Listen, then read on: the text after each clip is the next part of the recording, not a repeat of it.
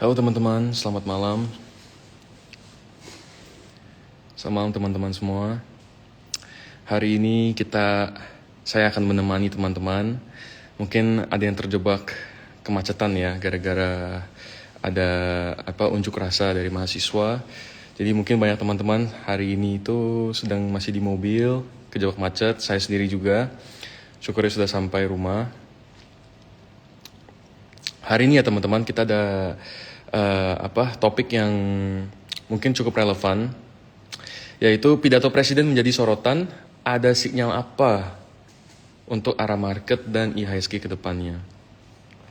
Ya teman-teman. Oke, mungkin kita mulai dulu ya. Untuk market outlook hari ini IHSG buka di 6448, tutup di 6449. Yap. Kemarin itu saat pidato presiden, beliau menyentuh beberapa topik ya, yaitu nomor satu adalah ekonomi dan investasi, yang kedua swasembada pangan, yang ketiga kedaulatan energi, keempat restrukturisasi BUMN dan hilirisasi, yang kelima adalah tata kelola kekayaan negara. Jadi semuanya bagus-bagus ya teman-teman. Walaupun ada sedikit menyinggung DSI dan lain-lain, tapi sepertinya aman, market masih kondusif, market tidak bereaksi. Malah kita kemarin itu tutup hijau tebal ya, kalau nggak salah 1,5% malah. Gitu. Nah, kita hari ini ada narasumber kita, yaitu Bro William ya, William Setiawan dari komunitas Blimbing. Nanti kita akan tanya langsung kepada beliau. Nah, jika teman-teman ada pertanyaan, langsung tulis saja di kolom chat. Nanti kita akan bahas dengan Ko William. Dan untuk teman-teman yang telah join, tidak usah khawatir karena live ini direkam dan akan di-upload di IG Score Sekuritas. Tanpa lama-lama, mari kita sambut saja langsung ya. Ko William Setiawan dari komunitas Blimbing.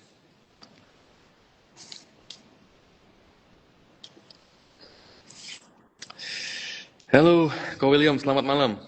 Halo, malam. Apa kabar, Ko? Gimana? Mantap ya market ya? Market oke ya. Kayaknya hari ini itu didorong oleh saham-sahamnya Pak Haji Isam ya.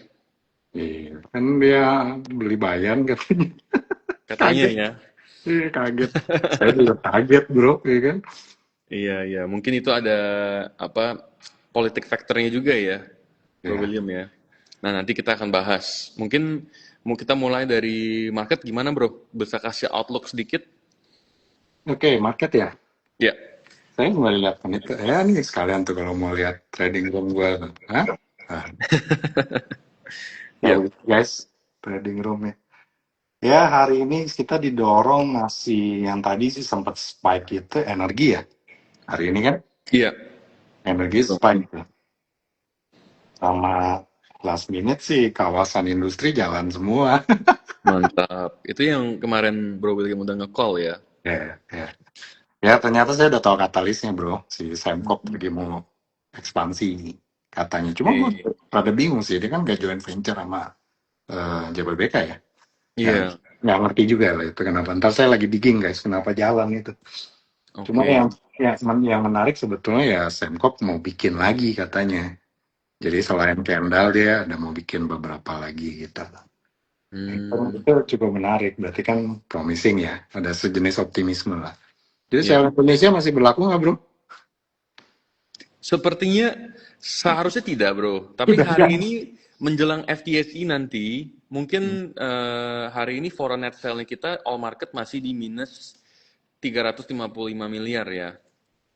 Ya, Mungkin mereka masih yang kemarin sudah ambil sempat rally, mereka take profit dulu ya menjelang keputusan FTSE. Tapi menurut Bro William gimana nih ke depannya? kalau gua lihat ya sebetulnya tadi soalnya kita belum masih market masih ragu-ragu di 6.500 6.490 karena mungkin belum ada sinyal konfirmasi dari Big Bang, bro. Iya, Big Bang belum dimakan. Terus malah tadi iya. kan IEP-nya juga nggak gitu bagus gitu lah. Cuma Hmm. kalau saya perhatikan sebetulnya itu juga ada sentimen dari global. Karena kan Oke. lagi ada global bond. Hari ini lagi ada global. Hari ini market global serem guys. Saya bingung, Lumayan. gue juga bingung kenapa Indonesia hijau sendirian.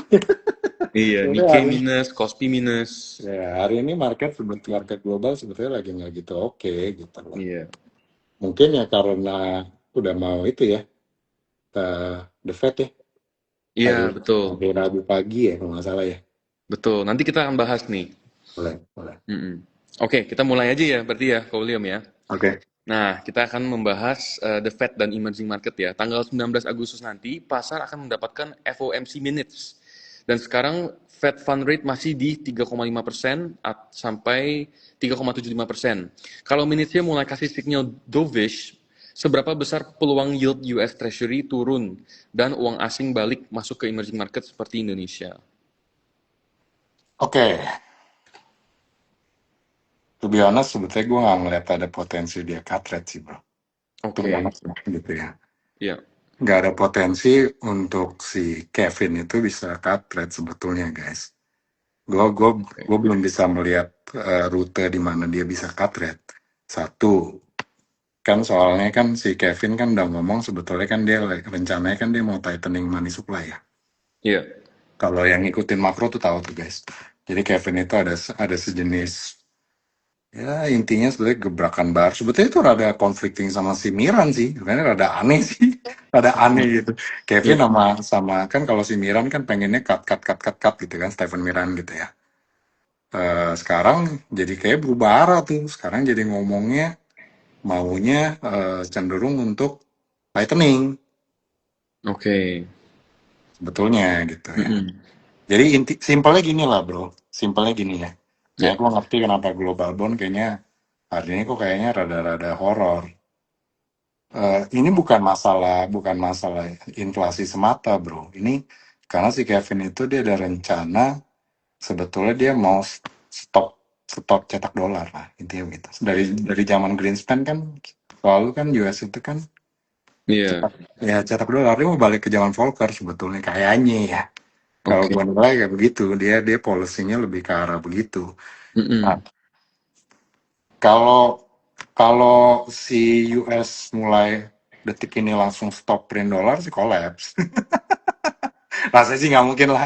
Itu kayak kecil ya kemungkinannya ya. Karena kan Iya, pasti iya, kolaps ya. mm-mm, Gitu. mm-mm. Paling yang kalau gue lihat mungkin lebih ke arah gradual kali ya. Ntar gue siap beresin dulu. Capek temen.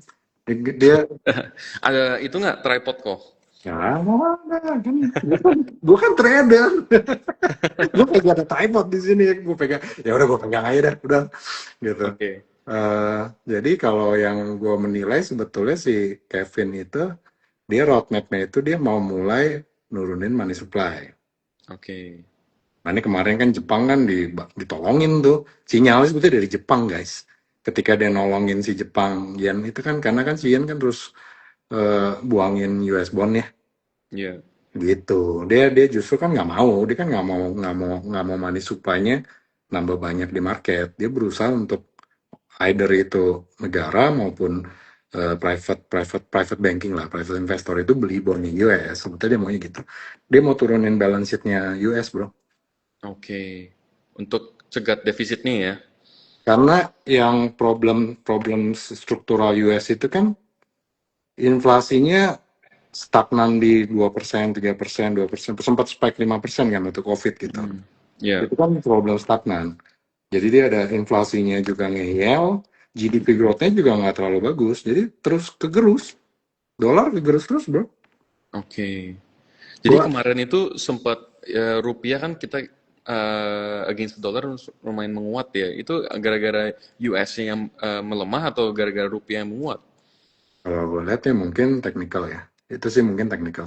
Oke, Kalau longer term-nya sih mungkin kemarin udah sempet bearish divergence tuh, tapi terus batal. oke. Ngeselin ya kan. Ya Ya, rupiah juga ngeyel karena ada risk ini mungkin makanya emerging itu rada ketekan. Kalau buat teman-teman pengen tahu sebetulnya konsekuensinya apa sih kalau tiba-tiba dia tightening itu ntar mirip kayak taper tantrum 2013 bro. oke. 2012 atau 2012 atau 2013 gue lupa lah gitu. Tapi ntar di googling aja gitu belajar gitu loh. Tapi itu efek ke emergingnya sih lumayan. Oke, itu lumayan. seperti apa tuh kok? Bila kondisinya seperti apa? Kalau benar kalau benar si Kevin itu dia mau tightening itu ntar emerging pasti dapat pressure kan berarti Oke, kita kita nyari kan kita kan sekarang kan belanja modal kan pakai US dollar gitu loh. ya, Nah, ya itu ntar bisa problematik sih costnya jadi lebih tinggi. I see. Oke, karena US bakalan naik ya. Ya sama sama investor kan berarti kalau waktu 2013 tuh investor sampai panik tuh bro. Mm-mm. Gara-gara oh, tiba-tiba kan dulu kan 2008 kan orang kan chip chip money itu Ya, siapa lah namanya gubernurnya gue lupa guys gitu loh. Cuma terus kan tiba-tiba si Bernie atau siapa ya itu ya yang dia bilang gue mau nggak mau lagi isi iya, loh iya. gue. Ya karena kan investor semua langsung panik. Gue nggak yakin si Kevin sih akan menuju ke arah situ sebetulnya. Oke, Karena kan kalau kalau itu yang terjadi, soalnya kan kondisi kondisi Volcker 70 sama US sekarang kan rada beda. Sekarang kan US udah debt-nya udah hampir 100% ya dari GDP kan iya, akhirnya udah serem sih gitu loh. Jadi gue juga nggak ngeliat skenario di mana dia tiba-tiba langsung agresif tightening juga kayaknya enggak sih bro, tapi gradual kayaknya. Mestinya oke, sih dia akan gradual gitu loh. Itu emangnya gue juga bingung kenapa ada cut rate tesis gitu nggak nemu gue di mana gitu loh. Kalau mungkin ya kalau si dia orang rada nekat dia cut supaya bisa ada growth tapi kan ya susah juga ya guys ya. Ya iya. rada Karena susah kan sih. Presiden Trump kan inginnya rate harus di-cut, Ya, makanya dia tapi dia jadi perang mulu. betul, betul. Itu yang Paradoksnya kan jadi di situ guys ya. sebenarnya agak apa konflik ya, konflik of interest gitu. Dia maunya diturunin rate, tapi dia perang jadi bikin inflasi juga harga energi naik. Jadi kalau yang di teori ekonomi itu namanya stagflasi sebetulnya. Lagi di maju salah, mundur salah. I US itu see. juga. Iya. Ya itu fear-nya, itu yang fear yang kalau gue lihat, gue menilai hari ini sebetulnya yang mendasari fear-nya itu sebetulnya global ya. Gitu loh. Oke, oke. Nah, Niko, kalau Fed justru masih hawkish nih, karena inflasi, mereka mau jaga inflasi US ya. Ditargetkan kan masih di atas 2% nih inflasinya. Apakah resiko foreign outflow dari Indonesia masih besar? Dalam kondisi seperti ini, investor sebaiknya lebih takut sama Fed atau justru lebih fokus ke fundamental domestik kita? Kan kita udah pasti antisipasi kalau misalnya the Fed naikin rates, pasti BI juga Bank Indonesia akan eh, reaksi kan? Secara teori pasti ada pressure. Secara Oke, teori ya, gitu loh. Kalau Fed tiba-tiba hawkish, pasti ekuitas kita kena. Cuma gue juga ada tesis lagi sih. Maksudnya begini. Contoh hari ini kan eh, masih outflow ya. mm-mm. Betul. Tapi kok ada Ya, saham-saham yang arah sih. iya, termasuk ya Bayan, ya kan, Iya, Inet. Inet, Ya Kija maksudnya ya kok ya, Kija. juga, ya maksudnya ada, ya banyak. Ya maksudnya saham-saham story itu kan banyak yang jalan juga. Berarti Iya, mungkin mungkin rasanya domestik kita juga udah lumayan oke ya, gitu loh. oke. Kalau yang partisipasi domestik itu banyak di market kan lebih shielded, harapannya begitu, ya kan. Kecuali retail retail domestik kita ikut-ikutan panik, bro. Ya itu ntar gue juga Iya, nggak tahu deh gitu ya, gimana gitu. Kita lihat oke. reaksinya. Itu tergantung dengan kebijakan, stabilitas kebijakan pemerintah kita. Ya, kok ya. Ya itu Oke, jadi bukannya bermaksud fear, cuma ya anak saham mesti ngerti lah ada resiko ini, bro. Debt crisis sebetulnya. iya, US debt crisis sebetulnya yang itulah intinya sebetulnya maju kena, mundur juga kena, serba salah. Orang oke. bingung. Kalau mereka decided untuk udah apa rate-nya nggak dinaikin nggak diturunin maksudnya stay aja itu impactnya gimana kok? Kalau hold ya berarti udah stabil ya. Itu sebetulnya ya bull case-nya. Mm-mm. Asal mereka tetap hold aja sebetulnya udah bagus lah gitu. Karena berarti kan gradual gradual tightening ya gitu loh. Iya, Tergantung Kevin lah ini sebetulnya apalagi kecuali dia udah buang dotnya juga jadi bingung. Jadi kan sekarang cuma bisa ya pakai udah nggak bisa pakai yang dot dot dot itu loh. Yang the fat dot itu apa namanya gue lupa lah guys. Gitu kita udah nggak bisa lihat kan udah nggak ada kan kayaknya ya. oh that clock-nya itu ya. Iya yang jadi potensinya mau eh, Iya, dia mau nge-hike atau mau nge-fold atau mau nge-cut gitu. Jadi market memang rada-rada volatil karena itulah bro. Semuanya berspekulasi ya. Ya. Oke. Nah nih kok, tanggal 21 nanti kita akan ada FTSE Review. Mungkin tadi contekannya sudah dikirim Udah ya. keluar, gue udah baca. Ih. Barusan baca guys, barusan keluar ya. Heeh. Wah, Nah, setelah setelah sebelumnya FTSE menunda perubahan indeks Indonesia karena isu free float dan market accessibility. Kali ini pasar paling perlu memperhatikan apa nih? Ada saham yang masuk, ada yang keluar, atau justru keputusan FTSE untuk melanjutkan freeze? Dan seberapa besar dampaknya ke foreign flow IHSG kok? kalau dari keputusan ETC dia tetap itu ya, down to zero ya. Tetap ya. Jadi kalau kena HSC dia orang akan down to zero kan. Oke, Ya iya. itu dipantau guys. Yang Mm-mm. dari bursa pengumuman HSC itu sih penting banget sih. Itu Iya, mesti dipantau ya kan. Karena iya, kalau yang itu efeknya pasti besokannya juga udah ya deres ke bawah sih. Karena kan FTC kan tegas ya dia maunya iya, down to zero kayak si DSS out itu ya. iya, Di down to zero sekejam banget sih dia kan. Nah itu betul. FTC. Cuma yang saya menilai positifnya ya dia memulai suratnya itu pemberitahuannya announcementnya dengan kalimat bahwa ya mereka mengapresiasi gue lagi baca nih gitu mereka mengapresiasi langkah-langkah yang sudah bursa lakukan ya pemerintah lakukan Iya, gitu loh otoritas lakukan itu dianggap positif tetapi saya ngerti kok bro saya ngerti maksudnya kesulitan baik itu FTC maupun MSCI ya mm-mm. karena Global Fund itu juga nggak demen misalkan tiba-tiba lu udah ngomong sampai November atau sampai itu freeze, tiba-tiba besok lu unfreeze, Global Fund bisa marah bro. Iya, Nggak gitu sebetulnya. Jadi kalau saya pribadi tetap melihatnya ya sesuai official announcement dia lah ya. Dia akan iya, suspend sampai akhir tahun nih kalau nggak salah ya. Kalau mm-mm. FTC Desember, MSCI November itu kayaknya sih harusnya sih nggak berubah lah guys. Nggak bisa, dia orang tuh nggak bisa tiba-tiba rubah gitu. Global Fund bisa Iya. kesel gitu. Gimana sih lu ngomong A, kemarin kemarin A sekarang jadi B gitu kan kacau gitu loh. Pasti, pasti. Karena investment strateginya udah diatur ya. Betul. Makanya yang bull case skenario yang saya baca itu paling possible itu memang unfreeze-nya itu di semester 1 2027. Oke, Itu yang paling paling probable lah ya. Probabilitas paling tinggi itu semester 1 2027. Kalau kita unfreeze semester 2 2027 katanya sih deres. mantap. Itu harusnya Deres. sangat bullish sign ya buat kita ya. Iya. Iya. Karena sepertinya saat ini domestik kita nih yang gerakin IHSG ya, bukan foreign lagi. Karena foreign sudah dari awal tahun sampai hari ini udah keluar berapa puluh T kan. Nah, ini sebetulnya skenario yang dulu, pokoknya kalau anak-anak saham zaman zaman era COVID yang mulai masuk COVID, bro, itu ini kondisi ideal yang kita pengen dari dulu. Jadi Hmm, maksudnya market kita tuh jangan terlalu disetir sama foreign gitu loh. iya, Dulu saya ingat kok waktu lagi kasus apa itu saya dulu nontonin Cucu Ai gitu ya. Dia kan iya. dulu berapi-api ya maksudnya kita harus Mm-mm. domestik dong gitu loh. Harus ada market depth dari domestik. Dulu kan kita dibandinginnya sama India kan. Itu maksud saya itu benar. Omongan dari yang senior-senior bursa itu benar guys. Jadi kondisi bahwa domestik itu lebih dominan di market itu adalah sebuah berkah, bukan sebuah bencana. Justru Oke. itu jauh lebih bagus karena kan berarti kan market ekuitas kita itu ada level support ya dari orang orang domestik kan kalau invest kan nggak dikit-dikit cabut lah mestinya harusnya gitu Iya, harusnya kan begitu mesti lebih solid karena kan berinvestasi di rumah sendiri iya, ya kalau kita investasi ya saya nggak gitu ngerti apa aturan perpajakan atau apa cuman jelas kan capital gain ini kan menarik gitu loh pajaknya cuma berapa ya cap gain hampir 0, berapa ya kan kecil gitu loh 0,1% ya.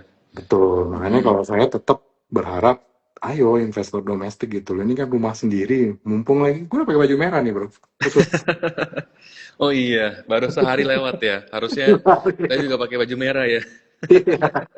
Kalau kemarin kan lomba makan kerupuk kan kalah ya udah gitu deh yang penting bisa menang ya kan. Kemarin ada selebrasi ya? Ada acara buat Wah, belimbing. ini biasa nggak ada kita mah karena Blimbing soalnya kan di luar kota semua gitu loh I see. teman-temannya.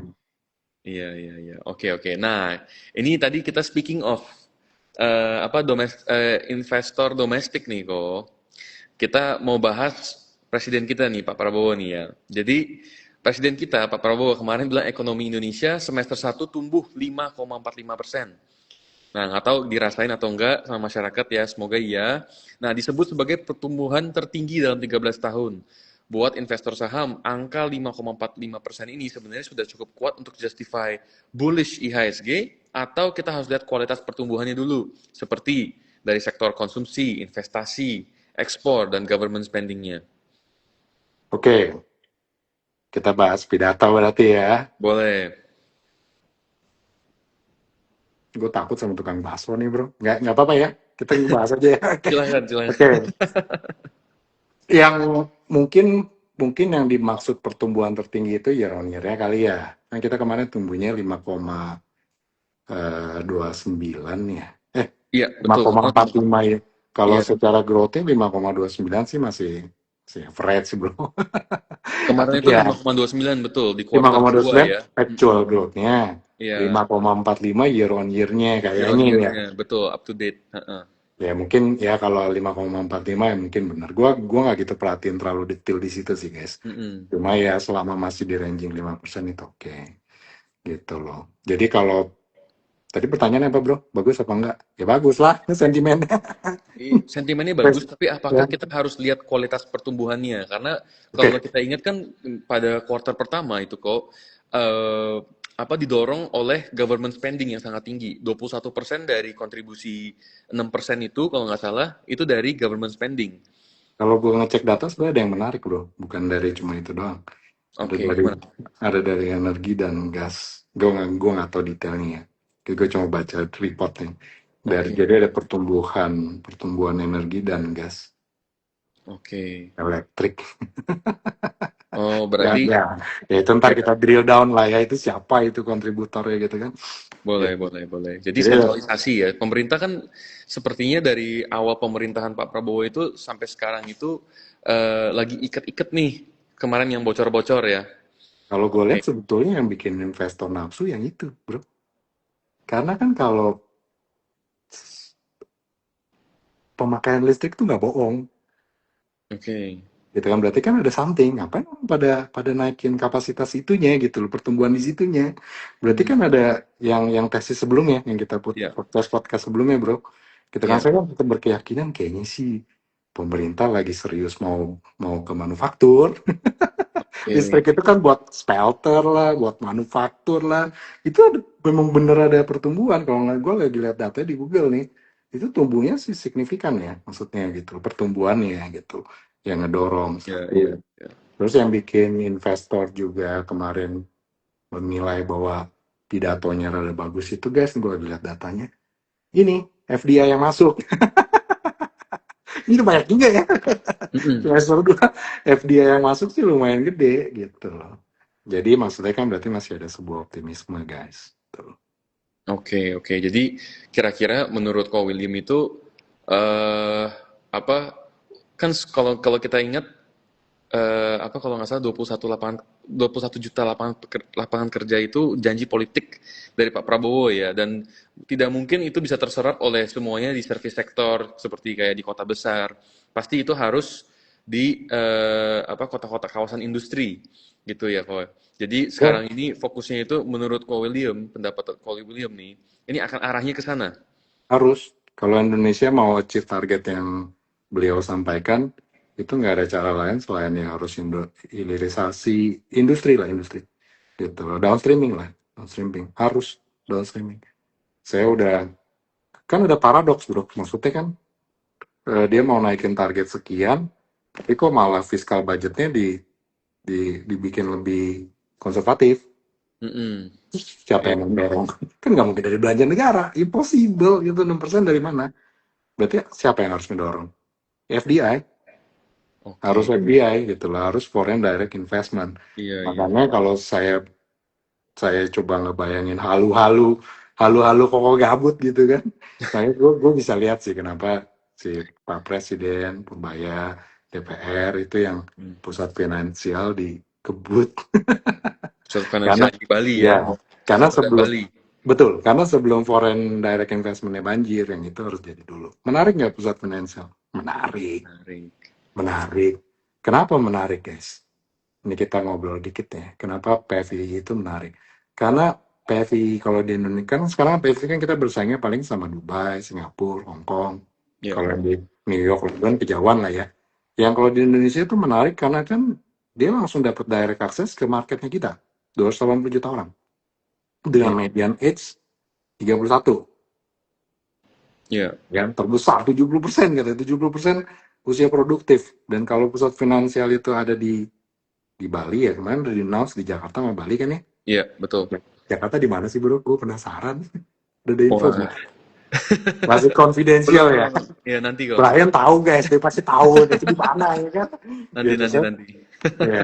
Gue Oke. penasaran tuh di mana. Tapi kayak Ya, harusnya sih nggak jauh-jauh dari Sudirman Tamrin situ lah ya mestinya ya. iya pasti. Harusnya gitu lah.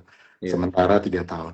Kalau yang ini menarik karena berarti kan ya lu bayangin aja bro, itu kan berarti kan duit duit wealth yang high net worth itu kan berarti capitalnya bisa langsung tap ke, kalau yang gue baca bahkan katanya bisa langsung ngetap misalkan dan antara ada project atau misalkan mau invest tekno atau apa bisa langsung iya, di situ kan, iya, iya. gak usah muter-muter cross country kan gitu, gak usah cross negara gitu. Itu menarik sih guys. Jadi kalau saya lihat ya, kalau saya sih mendukung ya, mendukung supaya pusat finansial cepet jadi lah gitu, karena itu bisa Oke, jadi gerbang untuk foreign direct investment masuk. Kalau FDI masuk, ya GDP udah kelihatan hilalnya, kasarnya begitu. Kalau dari belanja negara sih gue nggak yakin, gitu. oke, oke. Nah, menurut Ko William nih, seberapa tergantungnya FDI itu terhadap dengan Danantara? Karena kan so far, yang kita lihat yang besar-besar ini kan semuanya project-project negara ya. Yang dari foreign direct investment itu yang seperti WTE, project WTE itu kan semua dikontrol Danantara ya, Ko. Menurut Ko William, is it a good thing bahwa semua ini dikontrol oleh satu sentralisasi gitu ya? Atau hanya perlu ini jadi seperti kayak apa ya? Di trigger aja nanti banyak yang deres kalau misalnya sudah ada hasil gitu. Gimana kok? Oke, nomor satu dulu ya, nomor Ya. satu dulu. Kemarin Pak Presiden waktu pidato makanya itu banyak yang teman-teman saya juga bilang bagus. Itu dia bilang BUMN mau di cut. Iya. Itu artinya apa sih bro? Orang kan lihat itu efisiensi budget atau whatever gitu ya. Kalau Mm-mm. saya ngelihatnya, dia kasih ruang buat swasta bro. Oke. Kalau kalau saya swasta nyadar gitu, ada gue compete ya mau BUMN lagi, BUMN compete gitu loh kompetisinya. Kan Iya. sekarang dia bilang mau dibuang-buangin itulah supaya swasta, ya swasta lah, jangan semuanya BUMN juga. Itu nggak sinyal. Makanya kemarin rada aneh sih pidatonya bro. Tiba-tiba Iya. jadi pro swasta, tapi it's a good thing ya. Itu maksudnya it's a good thing gitu. Iya. Ya, karena Finally. kan finally gitu. Itu makanya saya langsung kalau yang teman-teman bisa pahami itu kalau kalangan pebisnis itu ngeliatnya begitu, bukan efisiensi apalah budget segala, tetapi oke, berarti swasta dikasih ruang. Iya, betul betul betul. Jangan Kalau semuanya kalau negara lah bos gitu, swasta gimana mau cari makan kan kasarnya begitu ya kan. Kok iya. efisiensi, jangan semuanya itu dikuasai negara juga gitu loh, biarkan swastanya kan tumbuh. Nah ini menarik gitu loh, jadi dan apakah ini bisa jadi peluang? Kalau tadi pertanyaannya kan maksudnya apakah cuma direct ke Danantara ya? Iya.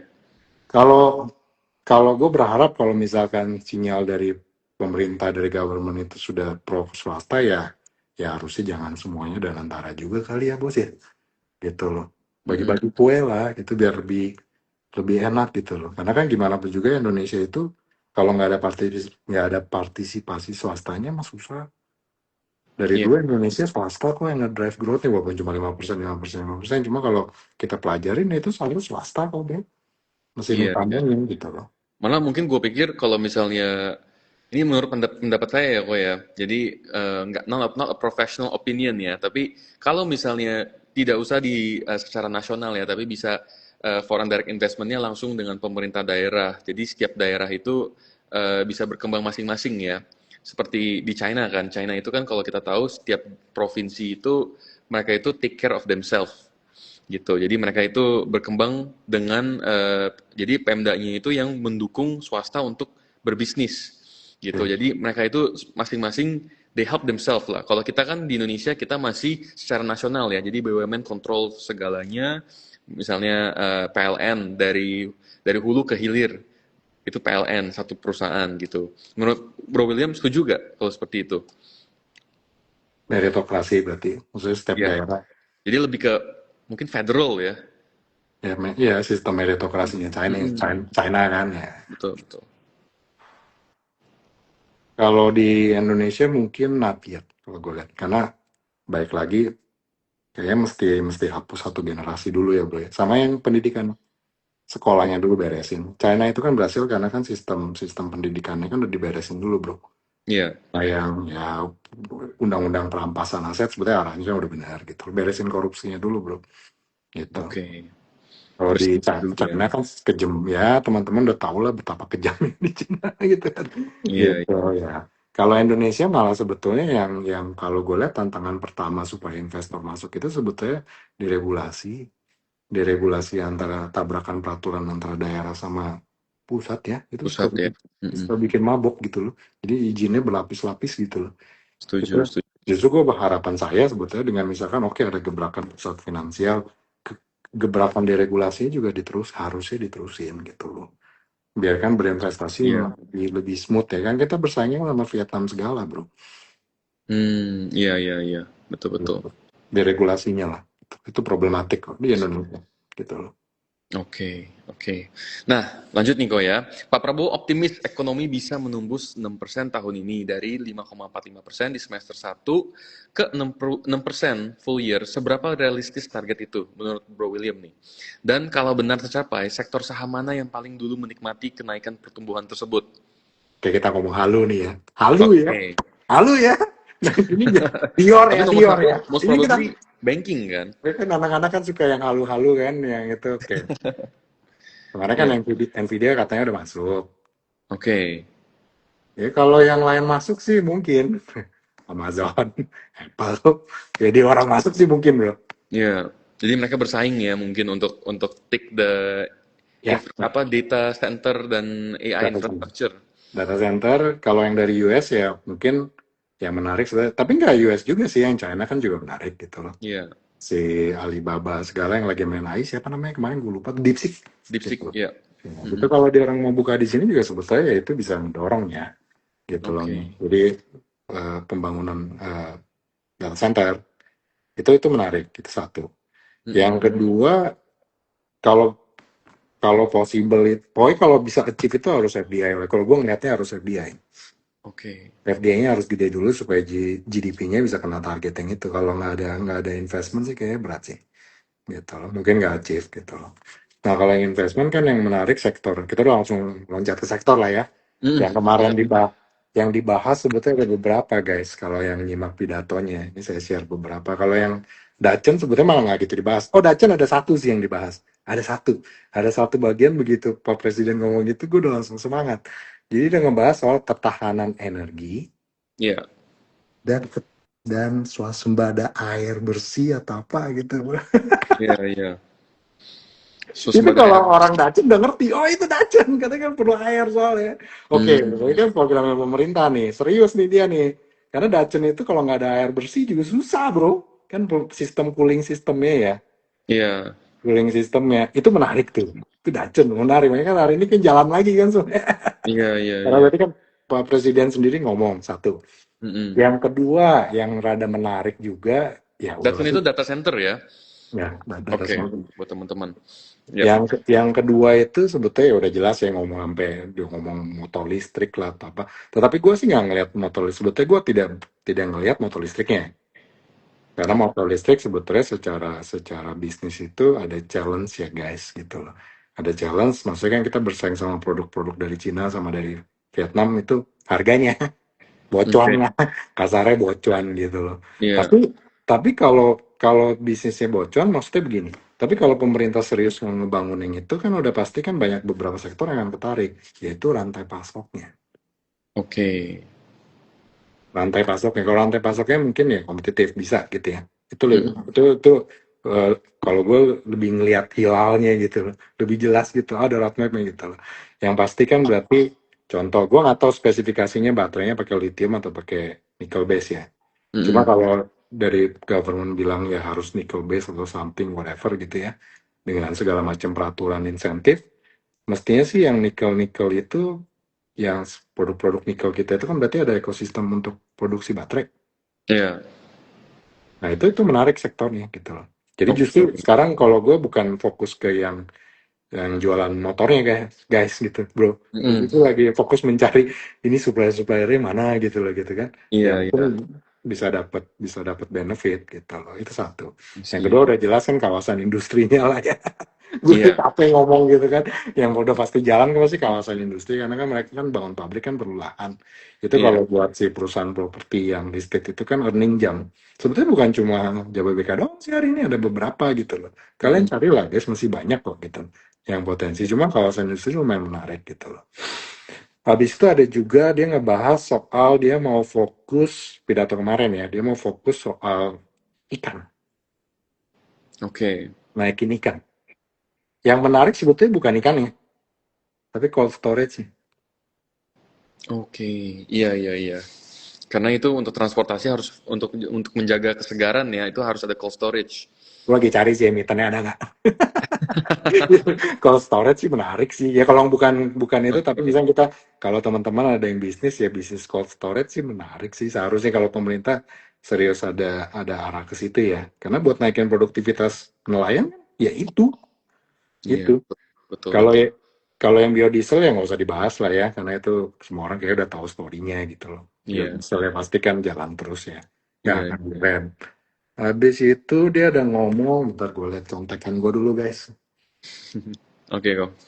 Ya saya pernah dengar sih kemarin di Maluku Utara ya itu untuk apa mendorong ekonomi itu agak berat karena di sana itu nggak ada apa-apa dan mungkin nelayan itu penghasilan kerja apa untuk occupation ya atau profesi yang paling common di sana adalah jadi nelayan gitu. Nah di situ kurang cold storage kok.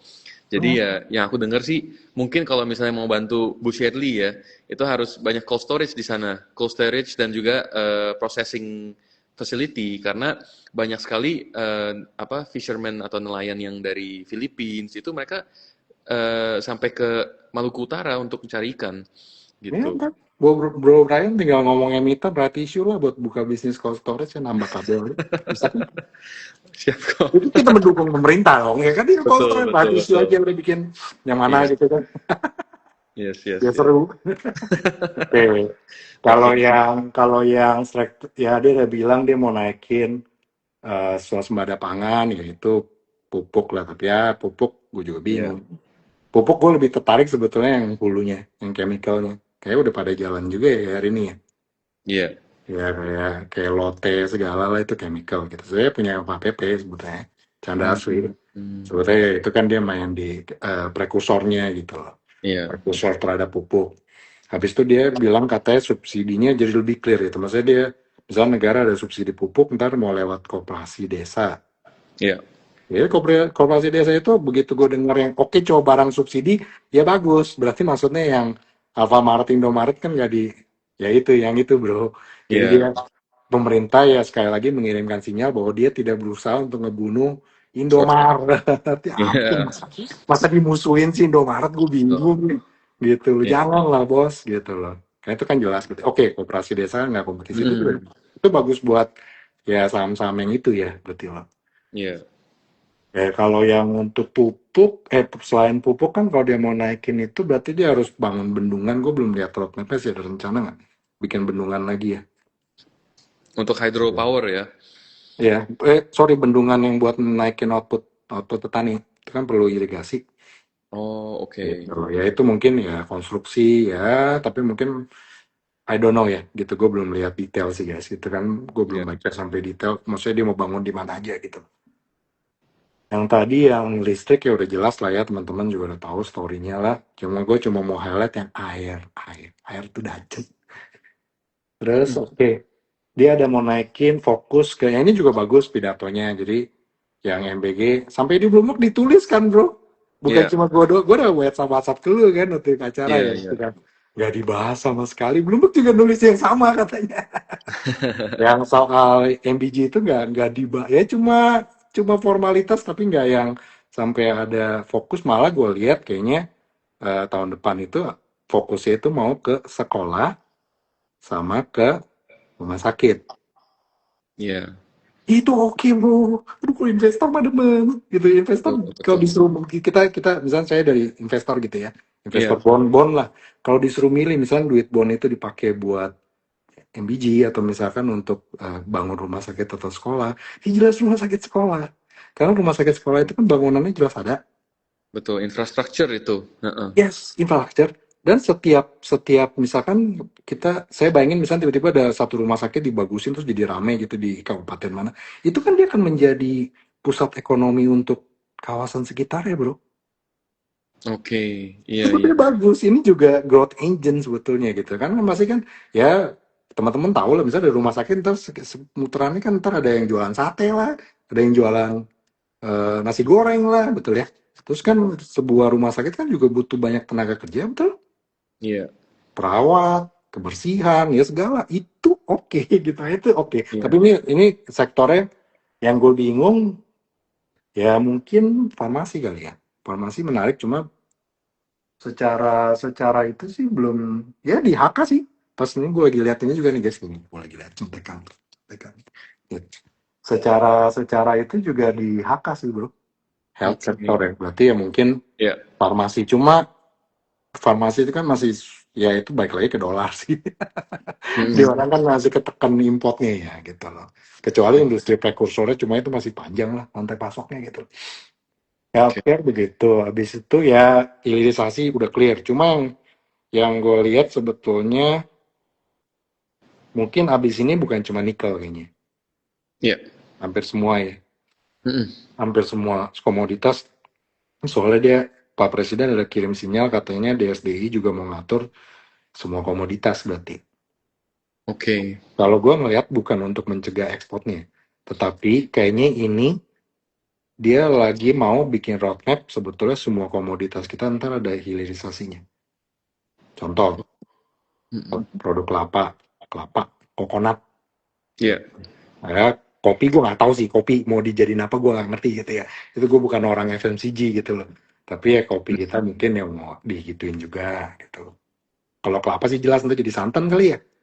Kita mau Yes. gedein pabrik santan kali ya guys. Ini teman-teman yang Iya. FMCG koreksi lah gitu loh. Habis itu eh boksit ya, tins udah pasti, Iya. tins pasti jalan gitu loh. Habis Iya. itu koper, aluminium, ya hampir semua lah sebetulnya. Iya. Jadi Ini ya, ada juga batu bara yang kalori rendah menjadi DME atau dimethyl ester. Proses mengubah batu bara peringkat rendah melalui teknologi gasifikasi. Jadi LPG. gue bukan expert di situ bro. Gue bukan Mm-mm. bukan orang industrinya. Cuma kalau ngobrol sama teman-teman katanya bocor. Bocuan ya. Gitu. Oke. Gitu ya, tapi I don't know ya guys. Ini tolong dior aja gitu loh. Takutnya gue juga salah gitu loh. Tetapi yang gue baca di Bloomberg sih kemarin ada yang dari China itu mereka cuan. Mereka gue juga bingung kok China bisa cuan nih. Kalau saya nanya teman-teman lokal bilang katanya aduh itu bocor bro gitu. Oke. Ya tapi either way sebetulnya kalau kita saya ngomong batu bara selain hilirisasi batu bara itu kan buat ngangkat kita punya PLTU juga Iya. gitulah nggak pasti kepake lah buat buat manufaktur kita kan Iya. karena kan nggak mungkin tiba-tiba kita langsung bangun misalkan 1.000 geothermal atau apa kayaknya susah ya gitu tetap tetap masa transisi itu batu bara itu masih akan dipakai untuk kita untuk Oke. yang kawasan industri Iya. yang menarik oke Pak Presiden udah bilang kan solar panel.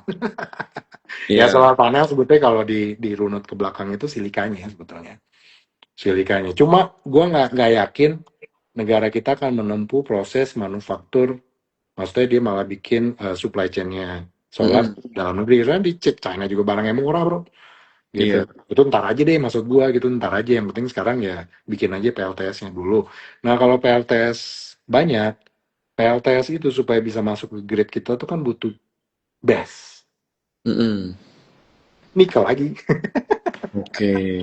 Gue nggak tahu pakai nikel apa lithium ya nggak tahu guys koreksi lah gitu cuma ya ya itu base jalan gitu ada beberapa emiten kok yang main base kan gitu itu sih Iya. menarik gitu loh. Oke. Jadi menurut Bro William nih ya, kalau pemerintah benar-benar mengejar pertumbuhan ekonomi 6% nih, mesin pertumbuhan yang paling realistis apa nih? What's the lowest hanging fruit? Yang mungkin didorong oleh fokus pembelanjaan pemerintah semua ke sana di sektor itu, atau mungkin dari investasi hilirisasi, sektor apa nih kok atau emiten-emiten apa yang menurut menurut Ko William paling benefit? Kalau gue jadi, anggap gue presiden ya. Ya, Kalau kalau gue mau naikin GDP itu sudah simple bro. Sekarang detik ini kita kita pakai data makro aja ya. ya, Indonesia inflasi 2,8, ya. GDP growth-nya 5, sekian. 45.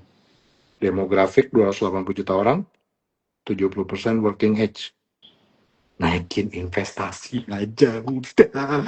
Nggak usah banyak mikir, pokoknya bikin iklim yang kondusif supaya invest masuk. Oke. Karena yang pertumbuhan 5% dan inflasi 2 itu kalau kalau di teori ekonomi itu sweet spot. Iya, Sweet spot banget. Contoh India ya. India kan growth-nya 7%. Tapi kan iya, inflasinya udah 4%. iya, iya, iya. Udah di orang apalagi tuh ada coko apa? Cockroach jantra apa whatever gitu ya. Lagi Mm-mm. huru-hara karena kan wealth gap-nya makin tinggi kalau inflasi nggak terkendali kan yang rakyat bawahnya kan sengsara guys. Gitu. Jadi rada susah kalau dia maksudnya harus ngerem pertumbuhan gitu loh.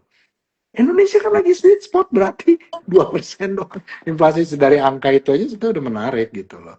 Jadi Iya. kalau kalau pemerintah kita serius mau naikin GDP ke 6%, bikin iklim iklim yang kondusif aja lah sebetulnya. Bikin Oke. iklim yang kondusif. Tadi kan berarti yang pusat finansial. Pusat finansial nggak mau dibahas. Pusat finansial yang bakal menang ya Mm. propertinya bro di kawasan itu. Oke. Kira-kira apa nih kok emiten-emiten ya? Kalau di Bali kan ada beberapa nih Apa? emiten-emitennya. Lo orang juga udah tahu lah yang mana aja lah, udah tiap hari dibahas kayaknya. Ada beberapa yang depannya B sama depannya N. Ya, itu bisa menang gede. Karena namanya hub gitu, misalnya financial hub itu pasti eh, properti di sekitarnya pasti ya harganya ya misalnya contoh nih ya, Mm-mm. lu Mm-mm. punya apartemen satu di situ bro, hak milik itu beger-beger. Betul, betul, betul. Pasti Pasti karena kan apalagi harganya naik ya. iya Gitu. ada banyak foreigner ya yang akan masuk ke sana, Betul. tinggal di sana. Itu Betul. juga propertinya naik banyak. Yang kasihan sebetulnya orang lokalnya sebetulnya. Makanya itu ntar gua nggak tahu deh. Makanya mungkin pemerintah nggak mau buru-buru announce karena mungkin lagi menakar dampak ke lokalnya gitu. Oke, oke. Harga propertinya kan pasti naik kencang gitu. Kalau Iya, harga asetnya. Itu iya. menarik tuh. Yang pusat finansial emitennya kebetulan ada itu kalian bisa bisa analisa sendiri ya gitu loh. I see. Iya, iya. Tapi Harga memang udah ada kemahalan juga soalnya. Gue iya. agak rekomend dan ada ketinggian gitu. Oke. Tapi ya potensinya ada gitu loh. Oke, oke, oke. Nah, kemarin itu juga sempat Pak Presiden kita itu membahas corporate earnings juga ya. Jadi laba laba pertumbuhan dia juga ada singgung soal wah kalau misalnya kita invest bisa bisa udah kaya nih seperti kayak Teens kemarin kan. Nah, corporate earningsnya BUMN ini kan bertumbuh sangat banyak ya, Ko William ya. Nah, apakah ini sudah cukup besar menjadi earning story baru di BI di Bursa Efek atau investor masih terlalu cepat membeli sahamnya karena narasi hilirisasi? Maksudnya pertanyaan lebih ke arah BUMN menarik apa enggak gitu bro. Iya, yang kemarin disebutin sama Pak Presiden. Ya BUMN maksudnya earningnya Ya, bagus semua ya. hmm, Paradoksnya di situ bro. Itu paradoksnya di situ. Kan soalnya kan kalau gue kan mikir supaya supaya yang tadi gue cerita, kalau gue mau mau supaya GDP growth kan berarti seharusnya gue kan menciptakan ekosistem buat swasta masuk ya, ya, investor swasta gitu loh. ya. Kalau terlalu fokus di BUMN kayaknya nggak itu makanya gue belum jelas sih bro, belum jelas Oke, sih gue belum berani decide gitu loh. Justru gue mau oke. lihat sampai akhir tahun ini gebrakan pemerintah apa gitu loh, baik itu ke Antam, ke Inco segala gitu loh. I Kalau see. misalkan dia modelnya membentuk joint venture menarik gitu loh. Tapi kalau misalnya dia tetap gue mau single player sih, kayaknya aneh ya gitu loh. Kok nggak Betul. masuk di logika gue kan harusnya kan dia malah Ya, ngebuka ngebuka peluang investasi ke swasta ya, betul, betul. gitu. Karena kan kemarin itu Danantara konsolidasi banyak sekali BUMN ya dari 1.000 mereka punya target jadi 300. Hmm. Berarti kan mereka harus ikat banyak ini ya banyak BUMN yang nggak performing semuanya pada diikat mungkin di merge ya. Betul. Nah kemarin juga sempet Pak Purbaya ya dia wave. pajak merger untuk BUMN gitu kan. Nah, itu yang bikin kita mungkin ketawa lah. Nah, kemudian Niko, ada B50 nih. Kan bulan Juli ini pemerintah stop impor solar ya. Sementara konsumsi solar nasional sekitar 38 juta sampai 40 juta kiloliter per tahun. Dan sebelumnya Indonesia masih impor sekitar 4 sampai 5 juta kiloliter. Pemerintah memperkirakan penghematan devisa sampai kira-kira ya 170 triliun. Kalau ini bisa terrealisasi, siapa yang paling diuntungkan, petani sawit, emiten CPO, Pertamina, atau justru rupiah karena kebutuhan dolar kita, demand dolar kita menurun? Jadi semuanya benefit ya, harusnya. Karena Semua kan benefit. kalau B50 jadi, kan Ya, berarti harga sawit itu katanya pasti kan naik gitu loh, Kak, sawit ya, global. Harapannya harapannya ya guys gitu. Gue nggak tahu implementasi. Kebetulan gue bukan orang sawit juga gitu loh. ya. Tapi harapannya kan berarti seharusnya petani kan ya harganya naik lah ya harga jualnya gitu loh. Mm-mm. Kalau yang terus kan berarti dia harus untuk proses menjadi B50 itu kayaknya dia butuh butuh pabrik nggak sih bro? Justru gue balik bertanya nih. Pasti Pasti lah perlu ya. refinery, heeh. Perlu PKS kan, pengolah Ya, kelapa sawit. ya itu kan berarti kan ada refinery itu kan ya berarti untung dong. Ya kan maksudnya Iya. jadi mesin pertumbuhan gitu. Emitennya ya mestinya kan menambah nilai. Kecuali harga diatur negara ya, itu lain cerita ya. Hmm. Itu harga dia mesti jadi takutnya ya itu gue belum tahu sih guys gitu loh. Iya, iya. Ya maksudnya apakah ditaker atau enggak gitu loh. Apakah ditaker atau enggak cuannya gitu. Oke. Sebenarnya kan sawit itu lebih mahal daripada solar kok. Jadi, tapi setidaknya itu pemerintah itu nggak subsidi keluar, nggak impor. Mereka itu subsidi beli dari apa swasta atau beli dari apa pemain domestik gitu. Jadi Ya, indahnya sih di situ. yang gue lebih khawatir sebetulnya misalkan terjadi perbedaan harga yang selisih jauh antara harga global sama yang pemerintah mau beli gitu ya. Itu kan B50 jualnya kemana sih Pertamina ini? Temen Iya, pasti Pertamina diserap. ya kalau ada selisih itu ya ya lu Iya, ngerti lah. Kalau pengusaha kan bete ya. iya pasti. Jual ke sana lebih mahal, jual ke sini ya itu ntar dipantau aja sih selisih harganya gitu loh. Oke. Sama kalau yang secara makro ya udah jelas kan analis juga udah bilang oke karena berarti kan Mm-mm. ada lebih ke arah berarti kita nggak ada beban fiskal sih guys. Iya. Kalau buat beli solar itu masalahnya kan kebutuhan penting buat semua alat berat lah, truk Mm-mm. lah ya segala itu kan gitu loh itu tuh cukup penting sih sebetulnya. Oke. Apalagi tadi kan katanya ada si Kevin kan kayaknya udah mulai mau gila loh. Yang tadi balik ke yang poin pertama kita bahas guys. Iya. Itu resiko yang tadi itu kan ngefeknya kemana-mana tuh sistemik gitu loh. Iya. Jadi kalau kita udah nggak tergantung pada dolar, it's a good thing for us. Ya it's a good thing gitu. Maksudnya kalau bisa saving jelas. Karena kan duitnya itu ntar bisa dipakai untuk I don't know, atau membangun infrastruktur, atau membangun sekolah. Karena infrastruktur sebetulnya yang saya mau highlight itu sebetulnya, ya siapa tahu ditonton lagi sama orang pemerintahan ya. Logistik kapal, bos. Tolong dibikin itu pelabuhan-pelabuhannya itu. Masa kirim barang dari Jakarta ke Manado, ke Maluku, itu lebih mahal daripada kirim barang dari Jakarta ke Shanghai.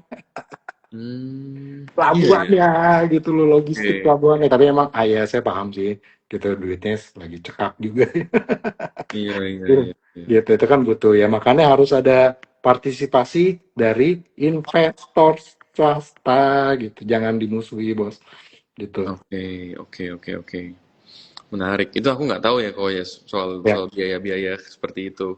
ya, karena Indonesia itu salah satu tantangan terbesar buat sektor manufakturnya adalah biaya logistik yang memang mahal gitu loh.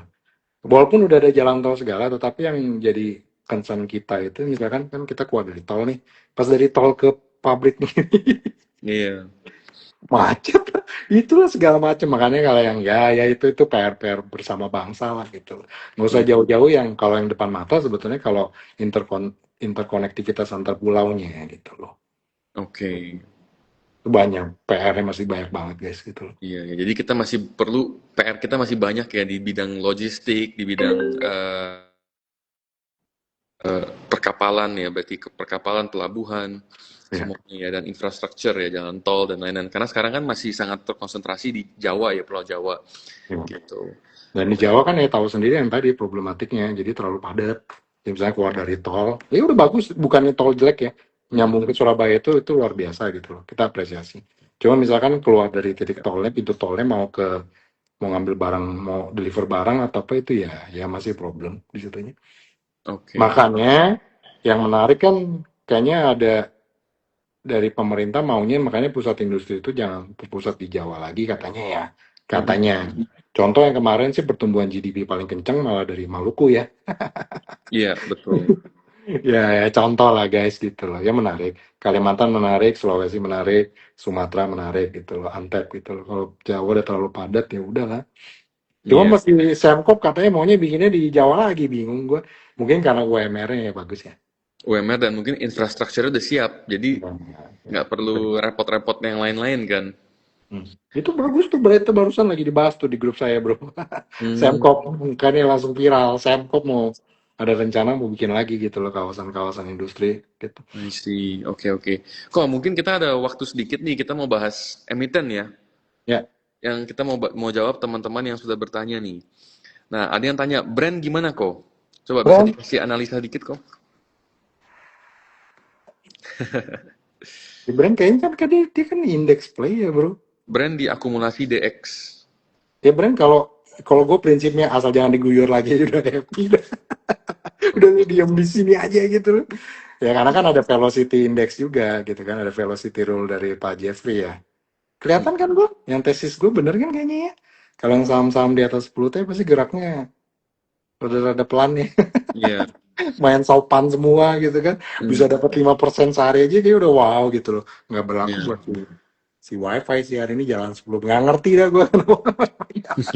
10% ya. Ya tapi Iya. maksud gue ya kayaknya kalau gue perhatiin hampir sebulan lebih itu kayaknya kalau emitennya udah di atas 10 T memang kayaknya geraknya nggak bisa terlalu liar sih guys gitu loh.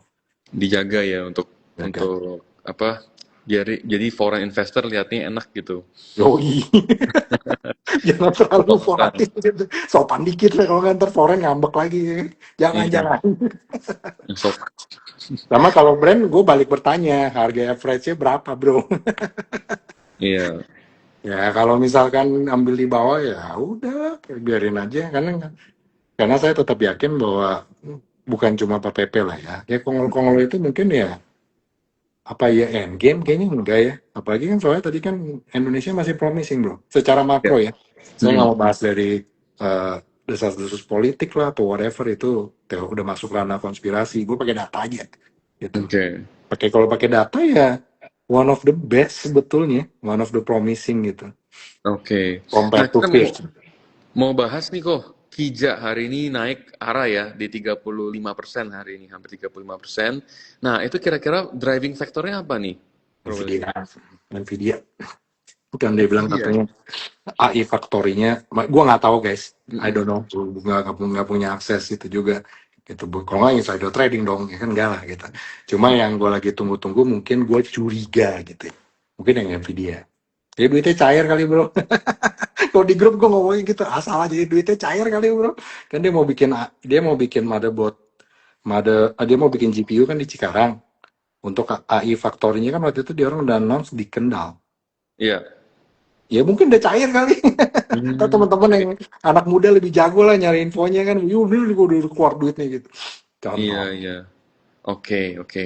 Nah, kalau TPIA gimana nih kok view-nya? Tolong view-nya. TPI itu karena dia mainnya kan sebetulnya di TPI promising karena kan salah satu yang sektor yang menarik untuk hilirisasi buat Indonesia itu adalah chemical. Mm-mm. Chemical very good, sebetulnya very good sektor ya. Karena menurut gue itu nggak mungkin satu satu sektor industri yang akan di-abandon oleh negara. Karena kan ya plastiknya udah kebutuhan dasar lah ya, gitu loh. Itu mungkin akan dapat dapat mestinya sih dapat prioritas lah harusnya gitu. Cuma di harga segini sekarang harganya berapa sih bro? Gue sembarangan juga deh. Sorry ya. Coba. TPI. TPIA saat ini di Nah, gue catnya guys. 1965. Ya kalau di bawah 2.000 ya menarik ya. Di bawah 2.000 sih rada menarik ya. Oke. Iya, TPIA sudah di bawah 2000 ya. Ini menarik, level menarik ini untuk Cuma akun. ya, cuma ya mainnya lama. Harus Oke. nunggu lama. Disclaimer on ya teman-teman.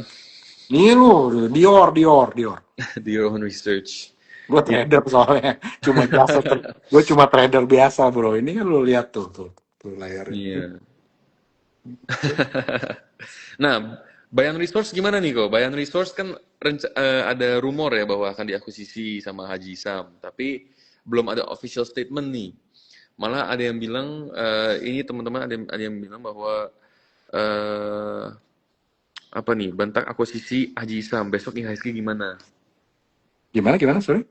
Tadi? Bayan Resource bentak akuisisi Haji Sam, Bantah. Oke. bentak bentak akuisisi Haji Sam besok IHSG Dipakai ARB. Masa kalau anak saham lama udah ngerti lah, kalau barang yang itu kan ya emang beatnya kering kan, gitu. Iya, Paling ARB. oke. Jadi besok, Nggak tahu guys, gue nggak tahu. Gue terus terang mm-mm. udah lama banget nggak pernah trading di situ gitu loh. Oke. Lama banget gitu. Iya, iya. Karena nilainya itu sangat fantastis ya. Selain, Sekitar 300 triliun rupiah. selain itu juga kan ya nggak bisa open position bro kan beatnya ya you know lah. Kayak Bayan kan beatnya cuma satu. Zaman dulu ya sebelum cerita ini kan cuma satu lot. Gue gimana masuknya? Iya, betul. Ya susah kalau buat trader kayak saya rada susah gitu. Iya. Kita pas lihat aja 62% berarti kan 300 T. Itu duitnya dari mana? Itu juga bingung juga kan. Ya. Uangnya dari mana? Ya kalau itu gue no comment lah guys. Itu teman-teman lebih jago lah cari informasi gitu. Iya, sudah resmi tuh Bayan bantah akuisisi. Nah, KTR gimana nih kok? KTR kan kemarin kabel ya, kabel bawah, kabel underwater cable ya. Hmm. Kemarin itu ada koneksi dengan apa kita bisa sambungkan dengan data center dan juga akuisisi dari DSSA. Gimana nih kok? Kalau yang ya story yang Cater ya ngedrive utamanya karena itu kan dia udah buka pengumuman tender offer bukan? Mm-mm. 529 nih kalau nggak salah ya. 523 ya. Iya, kalau nggak salah sekitar 5. Aku nggak ingat sih. Iya. Kalau mau kalau mau spekulatif buy sih boleh. Sudah oke lah itu. Oke. Di level Kalau 600 masih boleh beli kok. eh jangan jauh-jauh dari harga TO-nya kali. Gitu mungkin Oke. gitu. Oke. Jadi tunggu Nggak, tunggu momen untuk entry dulu ya. ya nggak, gue nggak gitu ngerti. Cuma ya maksudnya kalau yang kita bicara, gue nggak mau bicara taktik CA-nya lah yang gitu loh. Iya. Nah, itu kan susah dinilai gitu loh. Cuma kalau yang untuk apakah secara bisnis menarik ya menarik sih Oke. gitu. Di sektor yang cukup menarik gitu ya. Iya. Tapi harganya udah kemahalan atau enggak itu gue bukan orang yang tepat untuk menjawab itu. Oke. Kalau cuan gimana nih, Bro Will? Cuan Cuan kemarin kenapa di tuh? HK PP kan? Gue Gimana kalau cuan gimana? gue ada barangnya. Tapi nginep lama aja udah biarin dah terserah mau dibawa mana. Kalau gue gitu loh. Ya kalau cuan kan dia ada story ya tapi tetap ya ya harganya valuasinya ya gitu ya guys. Lu orang udah tahu lah gitu. Mm-mm. Cuma ya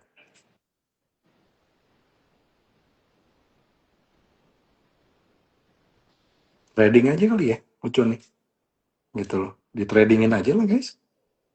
Oke. Kalau mau hold lama ya maksudnya ya gue nggak tahu maksudnya yang ini yang bertanya posisinya apakah lagi nyelam dalam gitu kan beda-beda ya gitu loh. Cuma kalau yang di posisi sekarang ya cukup menarik sih karena itu kan berarti market ada 50-50 ya. Maksudnya ada volatilitas bro. Ada yang Iya. demen, ada yang gak demen. Kalau buat buat anak-anak trader sih saham-saham seperti ini cukup menarik karena beatnya juga dijaga, volumenya juga lumayan tinggi. Hari ini 400 miliar, berarti kan ada potensi untuk di tradingin gitu. Iya. Oke, Boleh oke. di watch aja gitu loh. Jadi kalau kita main technical aja guys sama momentum. Iya, karena bitnya ada ya, tebel order booknya. Oke. Nah, info sent. Sent dong kok gimana? Skip.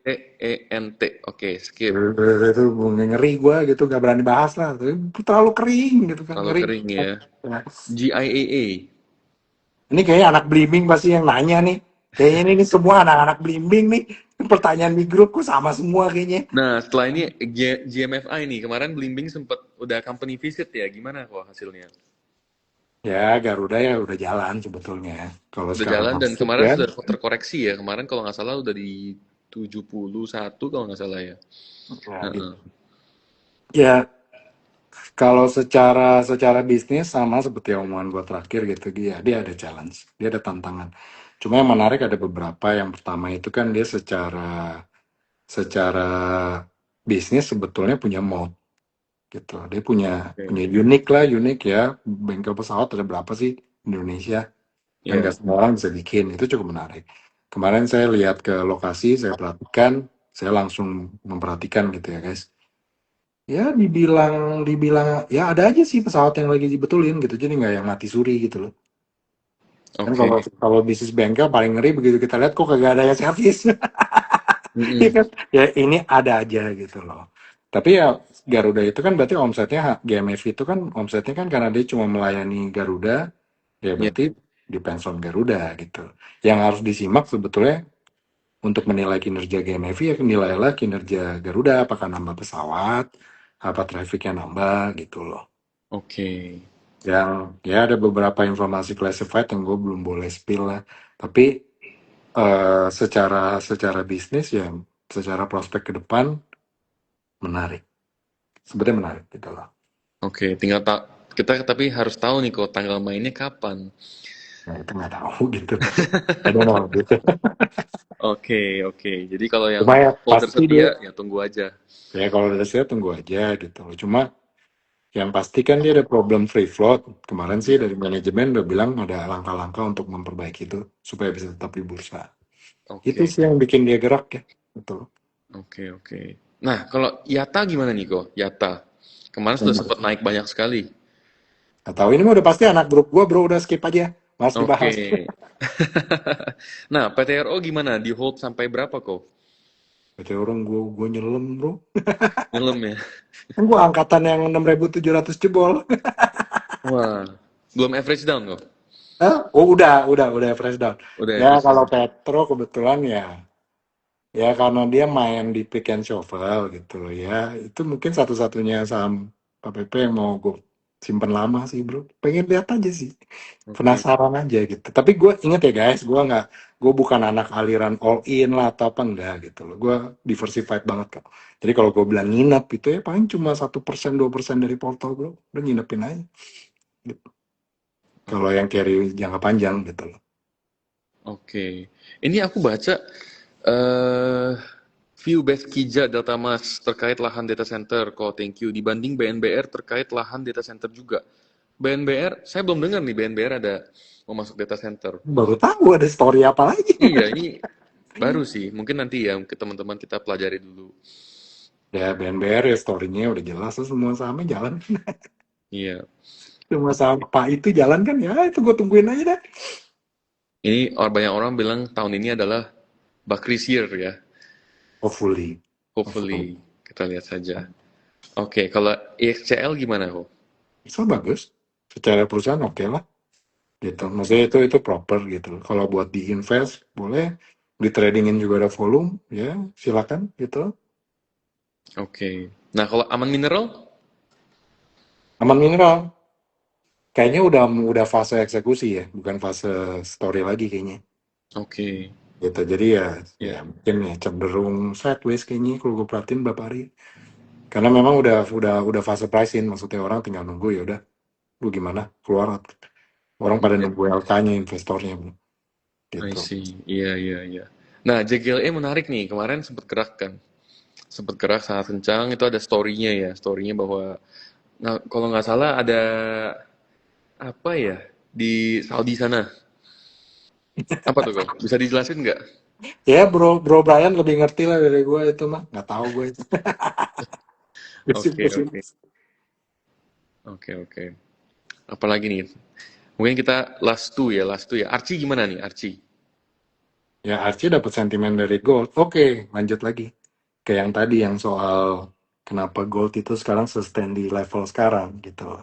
Ya karena itu yang yang si Kevin itu kan diasumsikan bakal bakal seperti Volcker, tapi apakah dia bisa kayak Volcker kan nggak bisa gitu loh. Kondisi makro US itu waktu Volcker naik itu ya emang harga drop hancur sih.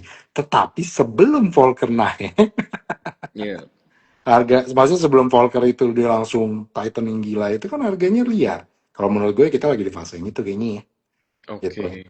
contoh kan udah berada mirip-mirip fase yang mendahului Volcker gitu loh. Jadi kan sekarang ada disruption oil lah segala macam, Iya, stagflasi, inflasi, ya iya, orang pada hedging ke gold. Itu makanya kenapa gue menilai mungkin kalau investor foreign pertama kali masuk ke Indonesia mungkin yang diincar mungkin tambang-tambang emas ya. iya, iya, BRMS gitu Ini ya. paling make sense gitu loh. Di Indonesia apa Mm, sih emasnya lah. Gitu kan emas kita kan banyak gitu loh. iya, I see. Oke, oke. Mungkin terakhir ya, Medco. Medco gimana nih? Kalau emiten hulu itu waktu itu saya sempat belajar bro, emiten hulu itu Mm, nggak enak itu cuannya udah dibatasi sama negara oke. gitu. Jadi mau harga minyak berapapun aja, ya lu cuannya segitu-gitu doang. Makanya kalau Medco ya diperhatiin dari tahun ke tahun harganya begitu aja gitu. Iya, Gitu. iya. Kalau buat Itu kan di defensif, ONG ya. ONG mungkin berarti Ratu ya. Ratu juga di ONG. tapi Oil and kalau Gas. Ratu kan story-nya bukan story earning kan. Dia kan lagi fase, kalau yang kemarin kita ketemu di Sukor itu bro, dia kan lagi fase akuisisi aset. Nah itu menarik. Iya, Jadi betul, kan betul. lagi fase ekspansi. Kalau Iya, perusahaan hulu yang udah mature, habis itu belum ada, maksudnya dia nggak ada rencana untuk nambah-nambah sumur baru atau apa, kayaknya sih investor nggak demen ya.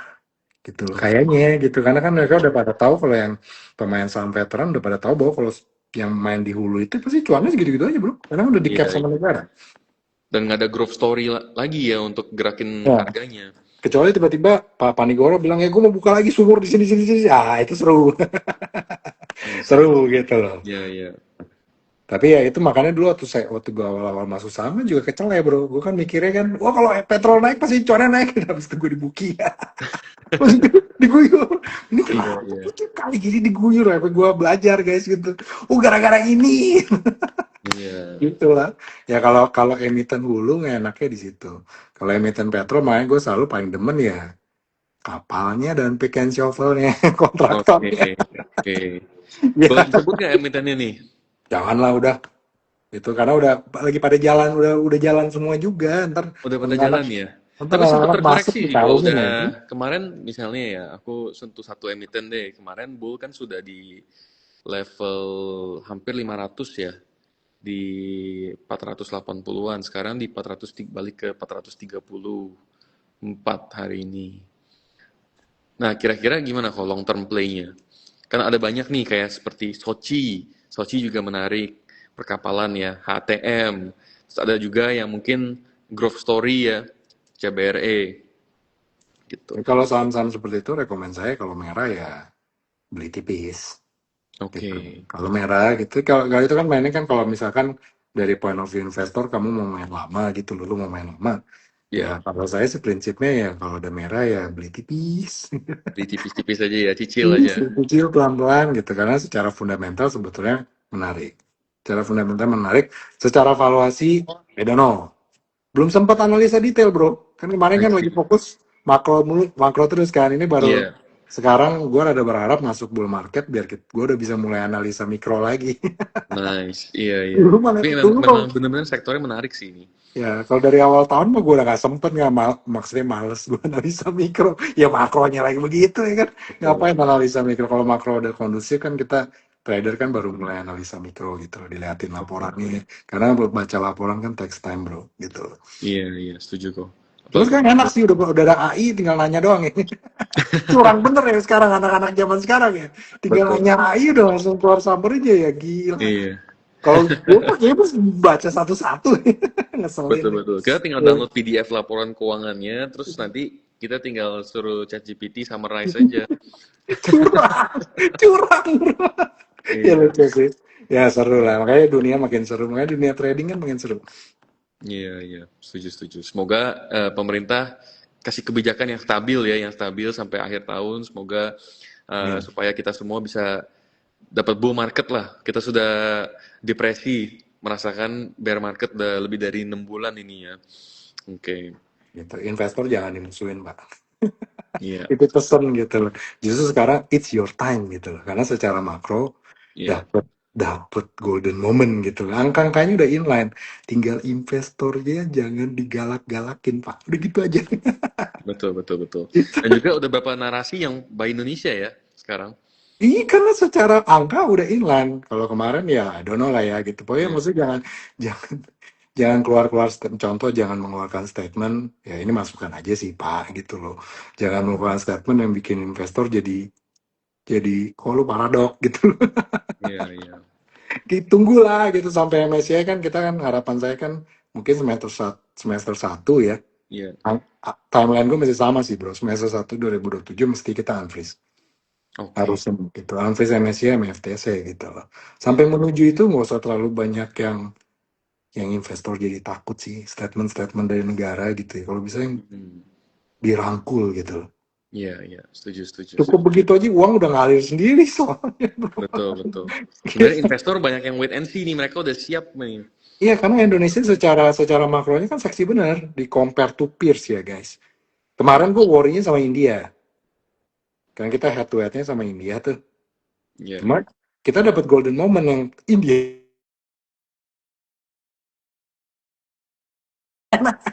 Iya, iya, iya. Kalau gue jadi global fund juga mikir, oh ya gitu loh. Makanya udah mulai ngelirik ke Indo kan. Kalau baca di Bloomberg kan sekarang kayaknya bagus-bagus mulu. Betul, betul, betul. Iya, jadi menurut gue kita udah di observe kok. Gue Oke. sangat Nah, ini yakin. terakhir nih kok. Kalau terjadi AI bubble nih, bubble AI, apakah pengaruhnya akan besar ke IHSG? Oke, AI bubble. Kalau gue ngeliatnya itu masih connect, ini pertanyaan bagus nih.